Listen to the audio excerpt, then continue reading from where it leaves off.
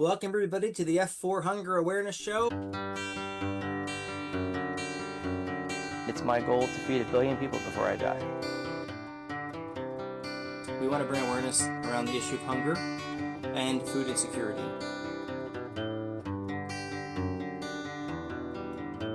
7 to 8 million people served so far. With the sole goal of eradicating world hunger by connecting sources of food to recipients in need. Fiorenza's Food for Friends. Hi, Derek Fiorenza here with the F4 Hunger Awareness Show, and today I'm excited to bring you a very special guest, James Cappello. He is with Saloon 151. They are a restaurant in Westchester, Pennsylvania, and actually there's several that are associated with the ownership group we'll kind of dive into. But part of the reason we're highlighting the work of Saloon 151 today is they're very involved in giving back to the community. They consider serving the community to be paramount in terms of their value structure and systems. And one of the nice things is each year F4 hosts the annual F4 Westchester Chili Cook-Off. We bring together families, we bring together restaurants, we bring together nonprofit organizations, we bring together hometown cooks, and we all compete for the best chili. It's all for fun. We raise funds so we can help provide food to those that are food insecure and hungry. And all of the chili at the end of the day, we rescue and provide repurposed to local shelters that are in need to feed those that are most vulnerable and food insecure. Well, last year, Saloon, this is for 2024, Saloon 151 won. They won the category for the restaurant division. So they have, as you can see here, the chili trophy in the picture behind us. Um, Great to meet you. Thanks for joining us today, James. Please Absolutely. Thanks for having me. Please give us a background, your background coming up, working in Westchester, and then we'll dig into the different restaurants, and then we'll segue back to the chili. But we'd like to learn a little bit more about you and about your organization. Okay. I started in the Westchester area with another group with Ramshead, who was here for quite some time. It was a great group. We worked together for a long period of time. I knew Frank Heron from Saloon and Barnaby's and those things for quite some time. We ended up getting together, came along with Saloon 151. They already had a great reputation. They've been here for a couple of years already. We just hit 10 years this year, so I think I've been about 6 of it. Saloon as a whole has a great reputation, great whiskey bar, food, great vibe to the place. And it was just something I wanted to be a part of. You mentioned the other restaurants. We have since opened Station 142 in Westchester on the other side of town, 142 East Market Street. And then we also have Marchwood Tavern in Exton as well. Tying all those places together, all similar vibe, but different. Marchwood Tavern, restaurant first, I think, but also they do a lot of live music, great bar. Saloon, we kind of already discussed that, and Station now event space, music venue, restaurant bar, also a rooftop deck as well. So that's kind of what we have going in town. As far as me working the Saloon, I kind of came aboard right around the COVID time. We really had to take our business pivot, alter things a little bit, and ultimately come back to what we're known for now. And it's just kind of a good environment, great staff, live music, a lot of smoked meats, that type of thing. Our chili has always been big. I believe we've had the chili trophy in the building. I think we've had it in the building for every year that I've been here, except for maybe a year. Wow. So whether it be I think that we might have defaulted with a COVID year there and no chili cook-off, but that's all right. But I think even last year we were second place, I believe, in the People's Choice. So we are always, up there in things. Melissa, our chef, does a great job with the chili. We do, kind of a loaded beef chili, if you want to go beef and bean, I guess traditional type of chili. And it's, honestly, for me, it's what I think of when you have chili. And I think that's kind of part of what the success has been as far as restaurants, People's Choice. I think we've always done pretty well. So looking to do it again, hopefully. That's amazing. So let's dive into Saloon 151. So this was started in 2015, and it serves as a restaurant and a whiskey bar. So for our listeners, if they're not familiar, what is a whiskey bar? Do you actually make whiskey? No, so we have I mean, we just have a tremendous selection of whiskey. I should be sitting in front of that, I suppose. We have a wall of whiskey, hard to get whiskeys. We make it our job to make sure we get those. Whiskey is still a hugely growing market. It was down market 20 years ago. It's huge now. Whiskey's still huge. Tequila is huge as well. I kind of mentioned before that we expanded in the building next door to us to create a tequila bar, also a full bar. We're connected, not a separate restaurant or anything to that effect, but we're doing kind of the same thing. We have a lot of hard to get tequilas, awesome tequila cocktails. On the saloon side, awesome whiskey selection. We do a lot of whiskey cocktails, a lot of cocktails not whiskey related. We're going to appeal to everybody. But that's kind of what we kind of hang our hat on. Big on whiskey, sports. We do a lot of live music, a lot of events.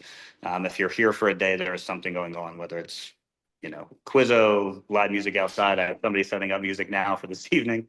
So we always have some sort of entertainment going on as well. Yeah, and for those that are able to see, we have a virtual tour going on here. You've got a lot of great TVs. This is a great spot to watch a game on a Sunday or Saturday, it looks like. Absolutely. Yeah, we get great crowds from Penn State football in general on Saturdays. Sundays are great. We obviously had a big crowd last night with the Eagles opener. Yeah. Big crowd for that. Phillies. I mean, we get great place to watch. Sound on for big local sports all the time. Do you And have we have do you have live music here too, or the only at the other location, tap room? No, we do live music here as well. We do anything from Quizzo, music bingo. We have live music in our tequila bar tonight, 6 to 9. While we have the street closed, we have a couple more weeks left. Gay Street closed for dining. Yep. We usually go back and forth with our neighbor Stove and Tap for booking music out there. Anything out in the street, we can expand a little bit more. Anything from solo, duo to full band, we kind of mix it all in. So Friday and Saturday night, 6 to 9 on the street, we have music. Also Sunday, 1 to 4. We do DJs later in the evening. So we're kind of, every day of the week you have something going on. Pretty awesome. And for those that are familiar with Westchester, as you said, that's neat. The borough shuts down Gay Street, and you can kind of eat in the street. It's a really cool experience, and it's so cool. You're right there on the corner if you're going down, I guess, near Darlington, right? And it's Yep. just perfect location to get in and out, and also to enjoy some great food. So that's Saloon 151, known for their amazing chili, the returning chili champions. And you talked about another restaurant that you own that you recently opened up, Station 142. What can you tell us Right. about that? So Station, we just opened. We got going right before summer started. We're opening it as an event space, live music venue, also restaurant and bar. So we are fairly new there, but have had great success so far. We are fluid in what we do on a day-to-day basis, but we have music or some sort of entertainment every day. We have everything from tribute bands, small solo acoustic on our rooftop deck, to full band, party band. We kind of go across the board. We booked events, anything from reunions, cigar dinners.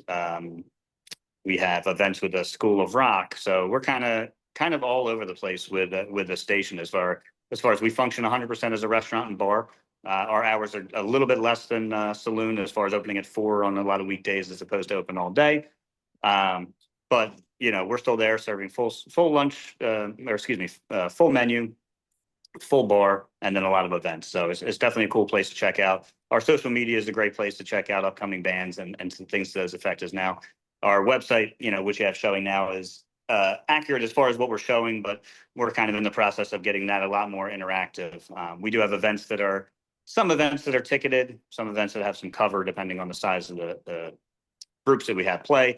And that'll be a little bit more interactive on our website going forward. But, you follow our social media, you can definitely see what's going on. So our chef Melissa also is behind our menu there, which is different, maybe a little bit more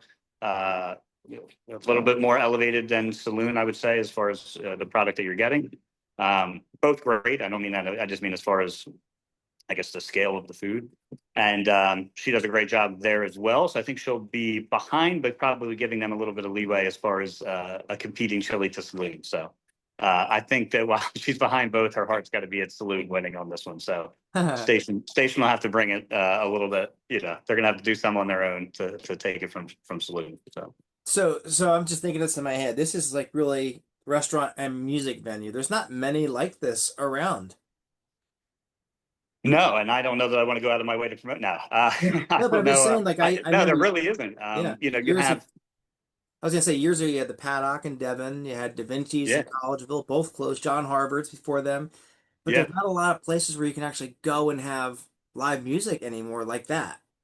I think that we try to look at it and we're like it's an intimate music venue because you're kind of fit in between maybe like a 118 and I think it's Wayne 118 North, maybe similar. Where you're getting an awesome vibe, but you're not you're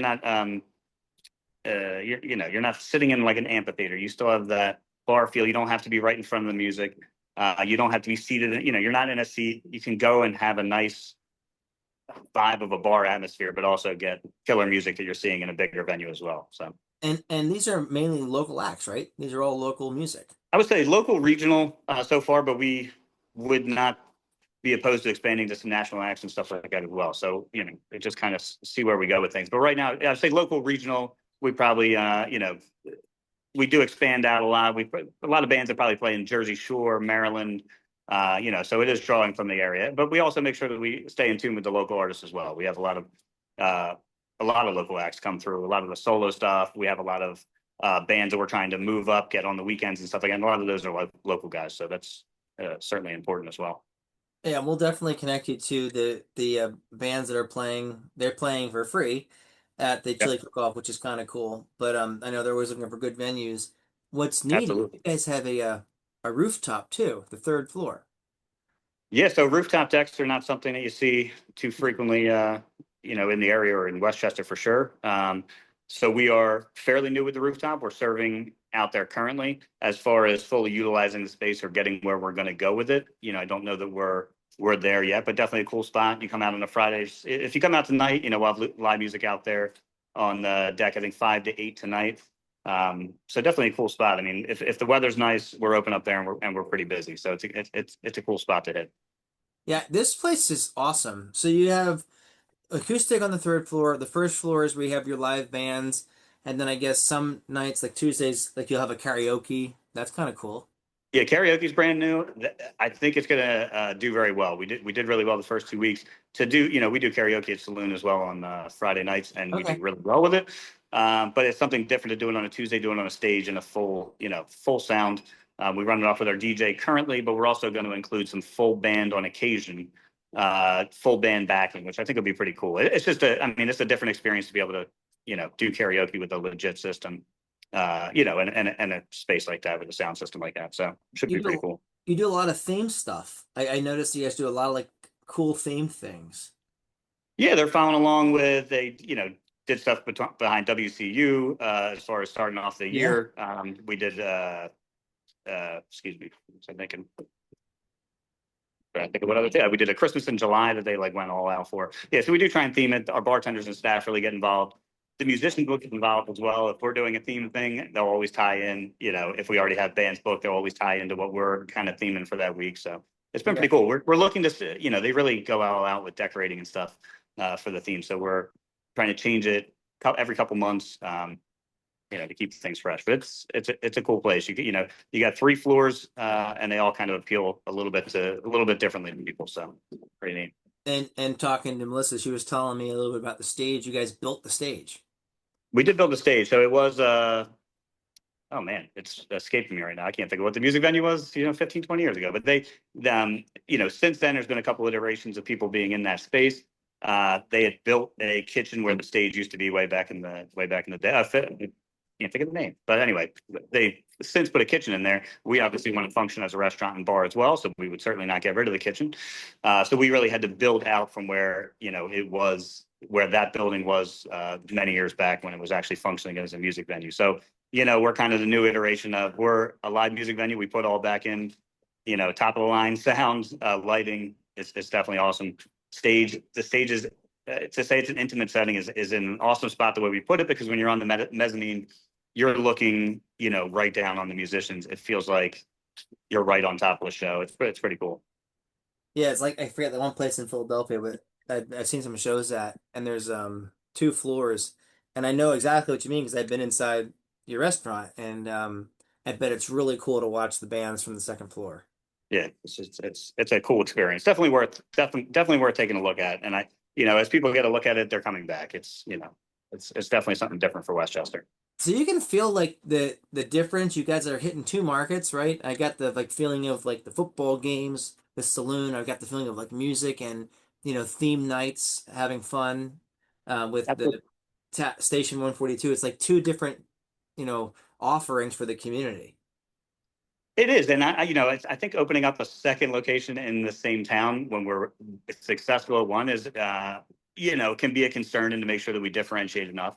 I think that we certainly share some of our customers, and why wouldn't we? I think both places are fairly appealing to a lot of people for different reasons. We try to cover a lot of bases over different days, and we want a little bit of everybody. I think that's what Saloon serves now. To say who's your crowd, it's everybody. I mean, it's depends on the day, time of the day of the week. We get a little bit of everybody. And we're looking to do that with Station as well. But again, they don't necessarily compete directly with each other. We share some people, but yeah, I think we're covering a need that was there for Westchester. And that's what we've been looking for a while as far as opening up your next place is what's the need. And I think that people would agree this has been a need for a long time. The building that we moved into it has been a struggle for people in the past. And I think that, you know, was a cause for concern for, I don't know, for a lot of people to try and bring music back into that location. But I think we're doing it well. I think we're here to stay. So And it's not on Gay Street, but it's off of Matlack, right? Right. Market and Matlack, Yeah, right? Market and Matlack. So it's the Um, next street over. yeah, and so as far as the downtown goes, I think that there was a perception that, hey, it's kind of far out. It's not. I mean, it's a block away from. It's in the main part of town still. It's just that businesses haven't developed that as far down that way up till now, and I think we're kind of the start of that. Parking has always been an issue. We actually rent parking from the Westchester Railroad, which is a block away, a block further down Market past where the train station is. So we rent that on Thursday, Friday, Saturday. Um, we'll work with them in the future to possibly, rent out more times from it. But it's super helpful for us as far as starting out the day, 4 o'clock. It's easy to park down there, walk one block. Um, there's a lot of building and they're building a lot of housing and stuff down that way. So I really just think it's a good time to be in there. And we want to be there to dispel the rumor that it feels like it's a long walk if you parked in another garage, because I promise you it's 5 minutes. I walked it from all of them. In Westchester, it seems far. If you were in the city, it might be a city block. Right. And I talked to Melissa about the parking too. What a Yeah, cool idea in conjunction with the railroad. I mean, and Market's a great street because it's a one way. So if you're in the parking lot, you can just head right out, get the Paley Pike, get a 202. It's really convenient. I'd rather actually be on that side of it than be on absolutely. Gay because you're so congested. Absolutely. And the other garage fill up on big weekends now. And, we just kind of have our little niche on our side of town there. So Well, this is cool. So there's, I think you were mentioning to me before we started, one other restaurant that's part of the group. absolutely. We have Marchwood Tavern in Exton as well. So that's part of the group. We, uh, we all kind of function in a similar restaurant and bar. I don't want to say we serve pub food, but we all are a little different scale. I mean, Marchwood, for me personally, I love going to as a customer. They're in a shopping center up in Marchwood Shopping Center. They get a great local crowd, great regular crowd.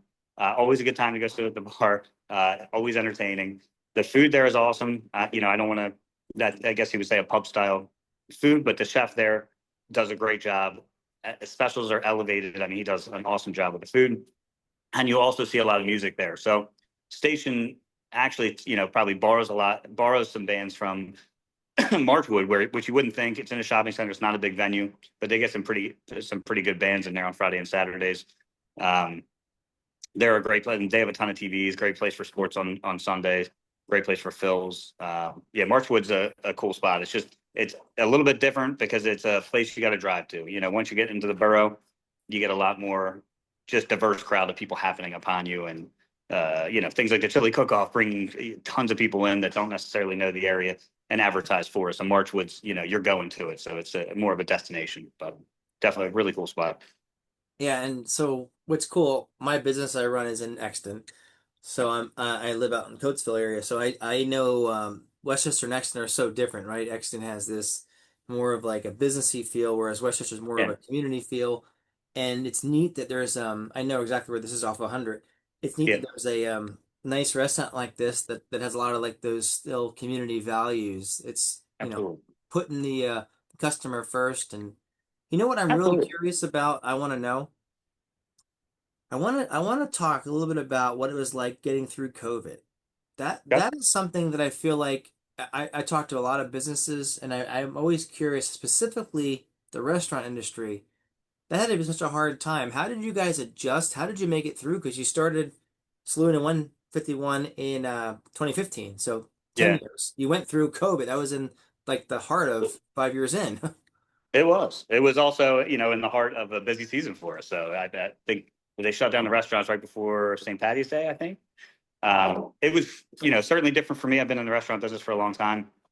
And I think we just looked at that like we look at anything else. We took what was given to us and tried to work with it and pivot. We were fortunate to have like a really well-established regular base. We have really supportive customers. The town's really supportive. When we hit COVID, and you couldn't come into restaurants immediately. We dove into delivery, takeout, anything we could do. A lot of staff, took time, didn't work. We didn't have serving shifts and things like that. So we definitely downsized staff, but I wouldn't say we let people go. We just pretty much whoever wanted to work was coming into work. So we kept our whole kitchen staff working, and then we were a little bit more limited in the front of house, but we ran with, bartenders, couple managers, anybody that wanted to come in. We had a gentleman that would DJ for us who was obviously not doing as much work come in. He would help us drive, help us deliver. So honestly, the community was super supportive. We kept going through COVID and honestly did okay with it. Once you could expand out a little bit and you can have people in the restaurant, we just kind of follow the rules and kept it was interesting. We became the kind of mask police and COVID police a little bit, which is not, we're in the business of telling people yes, not no. So that was a little bit different, but we worked with it until we could get more people in the restaurant. Something that really came out of COVID was we have a food truck as well. I guess we should mention that as well, which will be here for the chili cook-off and should be operating the beer garden. We should be using it there. But during COVID, it really blew up the food truck scene as far as neighborhood parties. People were looking to do anything because they couldn't go out to the bars. Yep. So we were sending our food truck out, and that carried through afterwards. So we had a pretty good. We boosted business really coming out of COVID from doing that. We never closed. We always tried to keep people employed. We hustled with what we could do, and I think that when it came out of the other side, we benefited from doing it. So I just find it so amazing and so impressive, in a time of panic and a time of distress, great uncertainty. You take an industry like this specifically where it's contingent and dependent upon people coming in and sitting down and having something to eat or something to drink, and now you're forced to do everything remote or through a food truck or through delivery, and right, it just turns it on its head, and you were still somehow able to navigate that. And from that, here we are quite 5 years later, a little more than 5 years later, and you've got another location in Westchester. So not only absolutely. did you get through it, but you got through it with flying colors. Absolutely. I mean, I think it was tough for a lot of people, and some of it depends on your circumstances. Some of it depends on probably how you handled it. But it was unfortunate. A lot of people did not do well from it, and we certainly don't root for that. I think in the Westchester restaurant community, we're here to certainly succeed, with our businesses, but everybody's pretty supportive. The Westchester restaurant community is pretty supportive of each other. At the end of the day, we're there to run our own businesses, but um, I think everybody kind of looked out for each other. We lost a few businesses during that time, but like I said, I think the people that were able to weather the storm did come out stronger. It's nice to see the Westchester scene where it is now. I mean, it seems like places keep opening, and where is there space to put them? But they keep opening, so that's a positive thing. You're not seeing businesses close anymore. So, happy to be a part of it. And you've got really high demand too. So as you said, it's nice. You can kind of root for each other. Obviously, you want to be profitable, run your business successfully, but there's a lot of business to go around. If you're putting out a good product, people are going to want to go visit you. Absolutely. So, well, this is cool. So I'm going to pivot now into philanthropy. Okay. And I'm sure you guys do a lot of different things. We can certainly talk about the chili cook-off, but are there causes that are near and dear to the ownership's heart that you guys believe in, that you support throughout the year? I'll be honest, we support pretty much any and all local charities, businesses. I mean, we try to contribute anywhere we can. We do a lot of stuff. We're right next to St. Agnes. We always have a good connection with them. We'll make sure we're trying to donate. We've done all kinds of things with them, different food donations. We donate them a lot of gift cards when they're doing raffles and things to that effect. We work with local area high schools, trying to support their teams. We sponsor countless things. The number of gift cards that we give out and raffling, from golf outings to, like I said, high school events. I mean, is well, you can't count. So we try to get stuff out to support in any way we can. Yeah, anything from the local area Y to church bulletins. I mean, I couldn't even name the amount of things that we try to participate with. Now fortunately, there's events like F4. Getting involved with the chili cook-off is a great way. I mean, I think every restaurant or business in town is thrilled to get involved with things like this, where we can put an event, we can put the money towards something positive, but we can also bring a lot of people into town, create the community. So we love doing things like that. We do dine and donates. I think the list goes on, but certainly the tie to the community is important for a restaurant or any local business. I think um, if you're not supporting the community, I think the community is a lot less likely to support you. And just having talked about COVID, that's why we're here now. The community was super supportive, so try and give it back. So, can you take us through how the dine and donate works? So I guess they can operate differently. Oftentimes, I think I have one coming up for Henderson Marching Band. So oftentimes the way they would work is we would pick a day of the week. Oftentimes they're weekdays. I think this one is actually on a Saturday afternoon. Really, it's on the so let's say it's the Henderson Marching Band. It's a lot of the advertising would be on them to try and promote it, because they want people to come in. When they come in during a certain time, anybody that mentions the dine and donate, we're going to take their slips and we're going to give a percentage of food back to them.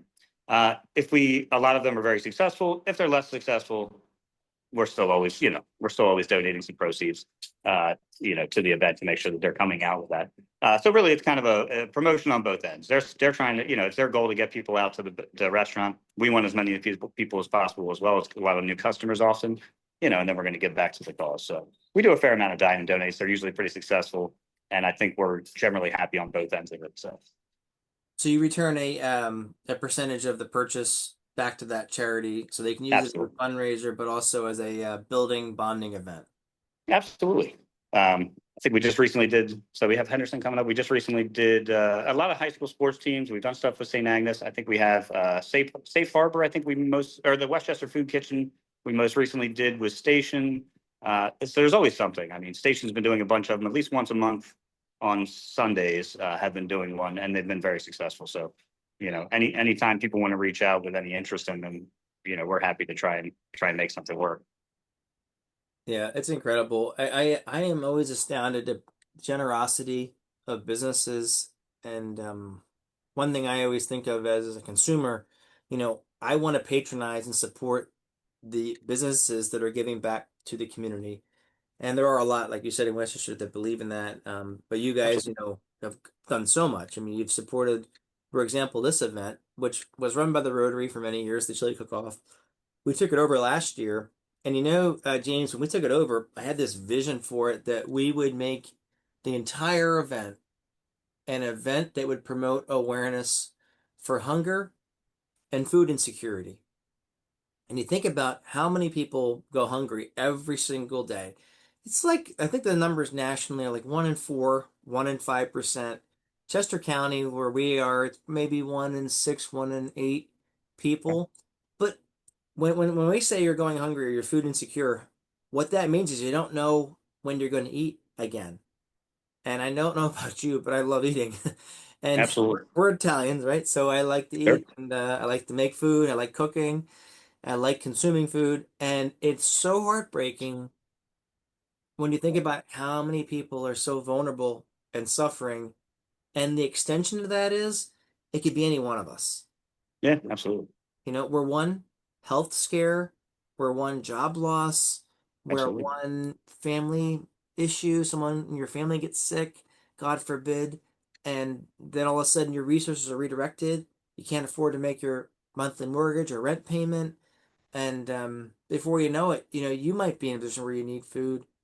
So the opportunity that we have here, which is really cool, to promote your great restaurants so that they can become more successful, more profitable, and grow through the years, and also promote awareness around such an important issue, hunger and food insecurity. It goes hand in hand. It's so Absolutely. imperative to our community to come together, to love each other, to support each other, and just to make this world brighter and better. Absolutely. And I think even in Westchester, the amount of local businesses that go in, that are not tied to restaurants that come in and, make up big batches of chili and participate in the same way to produce the same type of community and awareness. I think it's pretty cool. So, I don't know what the signups are this year, but the local businesses always do an awesome job. So definitely cool. They certainly do. Well, we appreciate it. We're grateful for you guys and excited to have both restaurants entered this year. It'll be really cool to see if you guys can repeat. Uh, I got a chance to try a few of the different chilies last year, but I was running around trying to troubleshoot things. Yeah. I'm sure the judges had fun trying to judge it all. They all were good. Everything I tasted, I thought was really tasty. So, I mean, kudos to you guys for Yeah. being selected. That's really impressive.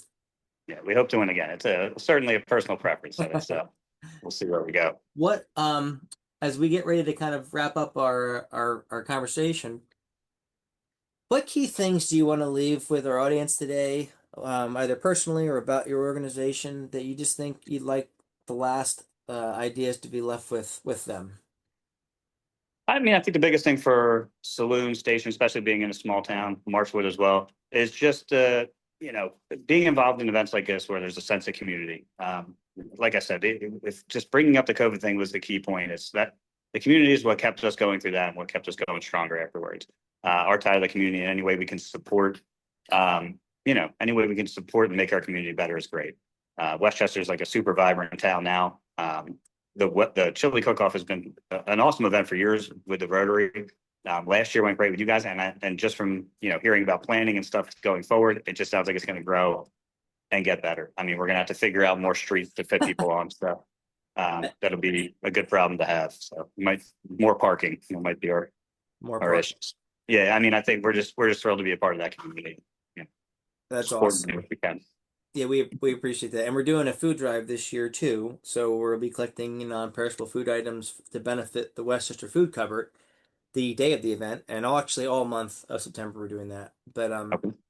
great message, and I personally appreciate you. I'm grateful for you. I'm grateful for your restaurant and restaurants believing in the cause. And in case you don't hear it enough, thank you for what you do for Westchester and for this community. Yeah, we appreciate that, and certainly for you guys as well. I mean, what you're doing with the food insecurity and events like this is awesome. It's a big undertaking, so yeah, Great. Well, impressive. this is great. So hopefully we'll catch up again soon. This has been a really exciting episode. I think our audience will look forward to listening to it and hopefully getting out to enjoy a game at Saloon or maybe a fun music night at the new location 142. I know we're going to be doing our reunion there in September, so I'm very excited about that. Awesome. Appreciate it. All right, well, this has been James with us from Saloon 151. I am Derek Fiorenza, and we thank you for listening to this episode of the F4 Hunger Awareness Show. Thank you. All right, thank you.